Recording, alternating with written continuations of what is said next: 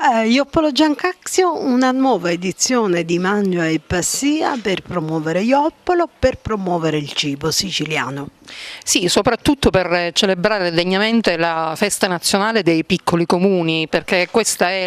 il weekend di voler bene all'Italia, la campagna che Legambiente propone appunto per mettere in primo piano tutti i piccoli comuni italiani che rappresentano la vera ricchezza dei nostri territori, perché conservano cultura, conservano tradizioni, propongono appunto cibo buonissimo e su questa falsariga proprio ormai Ioppolo è diventato un appuntamento tradizionale con Mangia e Passia che arriva alla sua quarta edizione, è un piccolo festival del cibo di strada e ogni anno devo dire che si arricchisce di nuove proposte, infatti anche quest'anno ci sarà quello che è il cibo di strada tradizionale siciliano, il panino con le panelle, il panino con la meusa, il panino con la salsiccia, chi più ne ha più ne metta, o cugiuruni, le arancine, ma ci sono anche delle specialità molto particolari che sicuramente renderanno curiosi e delizieranno i palati dei visitatori. Parliamo del panino con l'ampredotto, specialità toscana, il panino con il pulled de porc che invece è una specialità del cibo di strada a stelle e strisce, o ancora delle lumache che non c'erano mai state nelle edizioni passate e che invece questa volta saranno cucinate secondo la ricetta tipica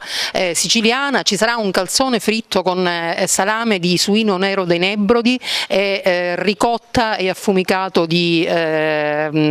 bufala ragusana, ci saranno anche le arepas venezuelane, poi ci saranno anche moltissimi momenti di spettacolo, ci saranno i piccoli per esempio di sport, danza e movimento di Raffadali, ci saranno i piccoli allievi musicisti dell'Istituto Comprensivo